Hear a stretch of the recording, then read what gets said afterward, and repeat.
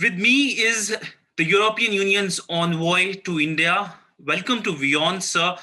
We're meeting at a time when we know that India is facing a major crisis in terms of the COVID pandemic. The second wave has devastation here in India, and we know that the international community has assisted including assistance coming from European Union, from Brussels. So my first question, sir, an obvious question to you is what kind of assistance European Union is giving to India? We know the first consignments have come from the member countries, from Ireland and other countries. If you can give us the details and how this entire mammoth exercise European Union is taking.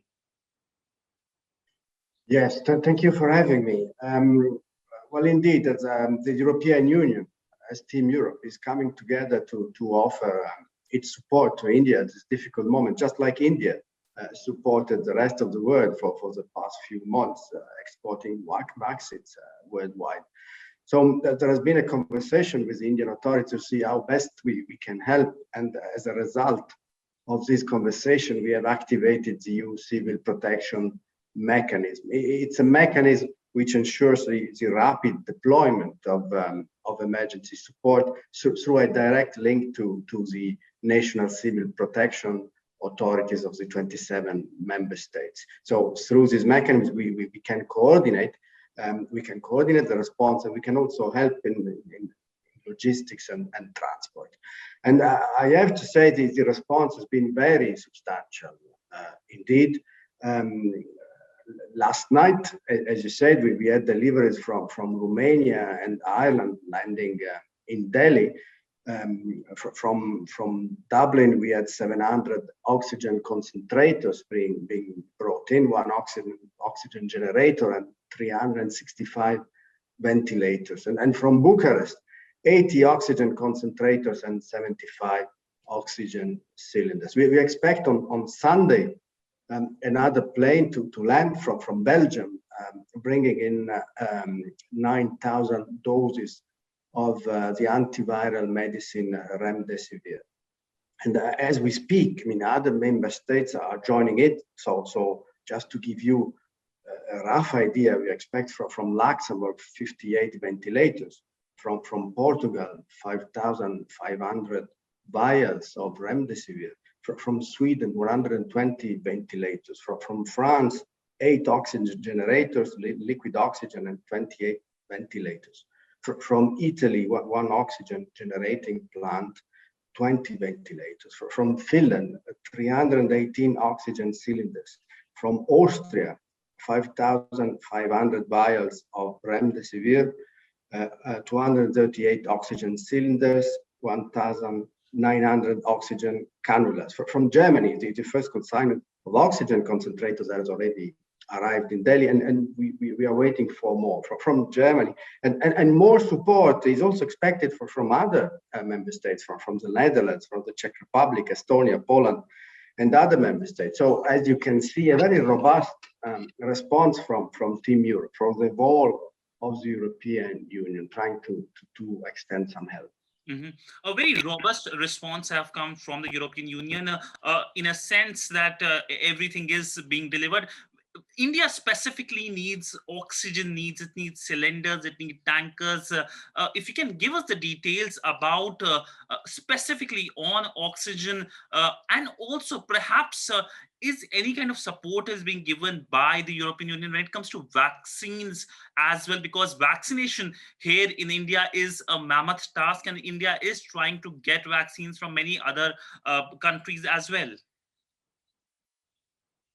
Well, at this stage, the focus of our support is on oxygen. I mean, we are focused. We are responding to the analysis of needs, which has been undertaken in the past few days. So we had an exchange with the Indian authorities, and the Indian authorities suggested we should focus on oxygen and some antiviral medicines. That's what we are doing now. So from the list I read earlier, you will read that most of the supplies being delivered now are about oxygen and oxygen-related material, ventilators, and antiviral medicine, remdesivir. That's where we are focusing now in following the contacts we have entertained with the Indian authorities. This is a mammoth task European Union is taking for India. But has there been a past precedence of European Union reaching out to countries when it comes to fighting any kind of disaster, or perhaps the COVID pandemic as well? Well, look, yes, I mean, this mechanism, the European Civil Protection Mechanism, is meant precisely for that, to face and address emergencies in Europe, but also beyond. And it has been activated a number of times since its inception. When it comes specifically to COVID, I think that from the outset, the European Union, just like India, has chosen a path of global cooperation in the fight against the pandemic. COVID-19 has shown that this sort of crisis knows no border, and an effective response requires global coordination and mutual support based on solidarity. So we are facing this epidemic together, and we can only get out of it together.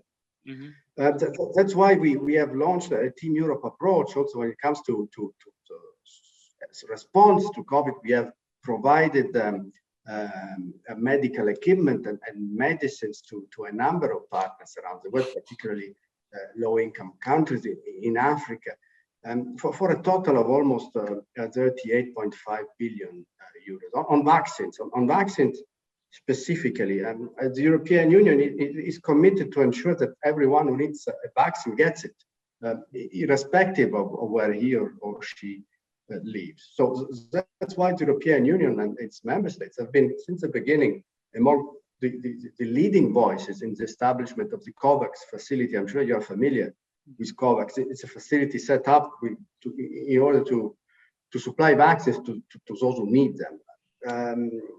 And Team Europe, the European Union, its member states, European Investment Bank, together are among the largest donors to this facility with 2.2 billion. And I don't need to remind here that India is playing a key role in the COVAX facility, in the manufacturing of vaccines, which have then been exported. And India has actually led the way in donating vaccines in the region and beyond, and setting the example of what global solidarity means. Well, clearly, this is also contingent on domestic needs. This is true for India. This is true for the European Union as well. But the initial assumption is that we want to be open to the needs of the global community. So for the European Union, for instance, almost as many vaccines as those actually injected to EU citizens have been exported so far. Between January and April, more than 110 million doses of vaccines have been exported from the European Union to more than 40 countries. So I think this is another instance where the European Union and India have been working based on the same human-centric values. So now coming to the summit which was to happen physically in Portugal, but it's not happening, between India and European Union leaders. Now it will be happening virtually. What will be the key focus in this year's summit? Of course, it's happening in the backdrop of the COVID crisis. This, of course, remains the key focus. But what will be the other key focus areas when the leaders of European Union and, of course, the Indian Prime Minister will be meeting virtually? Yes, well, as you say, unfortunately, the summit, the leaders' meeting is taking place against the backdrop of a global health crisis. So COVID and the reaction to COVID will obviously be paramount. But besides that, again, I think that the strategic partnership between the European Union and India has been growing considerably in the past couple of years. And at the last summit in July 2020, we decided to further broaden the scope and the areas of cooperation.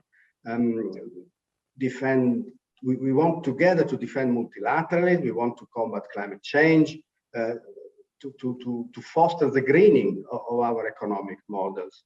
We want to undertake the digital transition in a manner which is consistent with our democratic values. We want to foster connectivity, to cooperate on political and security issues. So we set up what we call a roadmap up to 2025, which is guiding us. And the next summit, I'm sure will inject further momentum into all these topics of interest. For instance, we are working now on preparing a new India connectivity partnership, because we share the same principles that underpin that we believe should underpin connectivity. We want connectivity to be environmentally, socially, and fiscally sustainable. We both recognize the role of the private sector. We want to set the right incentives for the private sector to come in and build infrastructure in a sustainable manner, in a transparent, inclusive, and rules-based manner. So I think on these, the European Union and India are natural partners in bringing forward the development of a shared vision of connectivity. And another major priority I have to mention here is the fight against climate change. In the run-up to COP26, which is going to take place in Glasgow in the autumn, India has achieved very significant results when it comes to the greening of its economic model, particularly on renewables. The investment in solar have been very impressive, with very significant results. I believe there India is a trendsetter. So there is much scope for exchanging experiences. But science tells us that we all collectively, as international community, we all need to work together and be ambitious if you want to address the existential issue of climate change. If temperatures are still rising, we need to act now. We need to act now for the sake of future generations, and we need to make Glasgow a success. And here again, I think the European Union and India have much scope to work together to make Glasgow a success. And another priority I would like to highlight very briefly is the digital transition. As open societies and democracies, the European Union and India can work together to make sure that the digital transition takes place in a secure context, fostering innovation and competition, but also in full respect with individual rights and freedoms. So issues such as data protection, with European experience with GDPR, or the security of networks. So all these are very relevant issues. But I'm just naming a few because, again, there are many other topics. I mean, trade and investment, research, innovation. There are so many that reflect actually the breadth of the cooperation between the European Union and India today. Mm-hmm. So you mentioned digital transition, and if you talk about the digital sector, there's one thing that European Union has been talking about is net neutrality. That is something that has been the top priority in a sense for Brussels as well. When it comes to India, any roadmap for India from European Union when it comes to finance or perhaps technology? Well, what I can tell you is that what we try to do in Europe is to develop a model for digital transition, which is underpinned by democratic values and which meets the needs of citizens. It must be human-centric.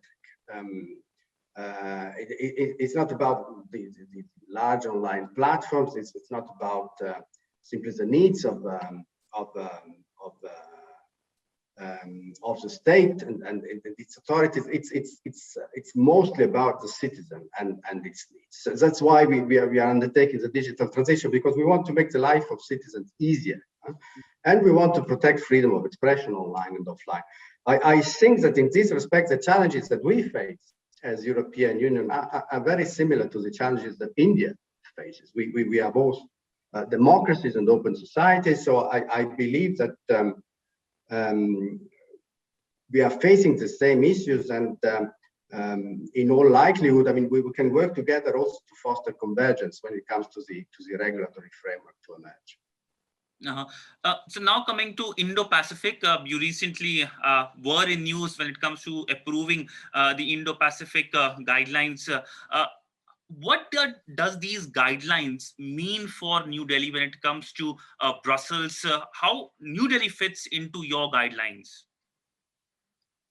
Yes, well, I'm sure you read about the approval of Council conclusion on the Indo-Pacific. This Council conclusion sets the ground for the approval of a new strategy for the Indo-Pacific, which will be issued in the coming months. Now, the basic starting point is that the European Union is a stakeholder when it comes to the prosperity and stability of the Indo-Pacific. The Indo-Pacific is a region of tremendous importance for the world. It's a center of economic development, it's a center for innovation. In a large part, the very future of the world will be decided in the Indo-Pacific, including on some of the issues we discussed earlier, the climate change, the digital transition. So the European Union has an important stake, and we want to offer a contribution which is underpinned by our strong belief in multilateralism, in a cooperative approach to international relations, respect for international law, including the law of the seas. And these principles, I think, bring us naturally close to India and its own endeavor to make the Indo-Pacific a region of peace and prosperity. Mm-hmm. So I think this strategy, well, the Council conclusion now and the strategy then will help us in identifying additional common interests, converging interests mm-hmm. in the region. Against the risk of instability and in order to foster our common view of a prosperous future for the region. So my last question, perhaps this is something that we all are talking in the region, that's Afghanistan. How does European Union see situation in Afghanistan? Perhaps when it comes to the peace talks in Afghanistan, how do you see the Indian role? How can European Union and India can play a vital role in making sure that the gains of last 20 years aren't lost? Well, you said it. I think that India and the European Union have a natural convergence of views also when it comes to Afghanistan, because our major preoccupation is that the gains of the past 20 years, very hardly gained, are not lost in terms of democratic rights, of human rights, of women's rights. So what we want is a peace process which is Afghan-led and Afghan-owned. So that's our priority. We have no other interest if not the prosperity and the welfare of Afghanistan. So we are following developments with this in mind, that we need to ensure that the framework which is set up in the end will ensure that the democratic rights, that the gains in terms of rights of women and girls, which have been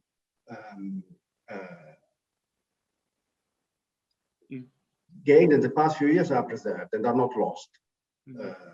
And that the road toward peace, it's a road which is also consolidating the present democratic rights. Mm-hmm. Well, thank you so much, sir, for speaking to WION on several issues, and particularly the assistance Brussels is providing to New Delhi at a time when the COVID pandemic is causing a lot of problem for India and, of course, for the region as well. Thank you so much, sir.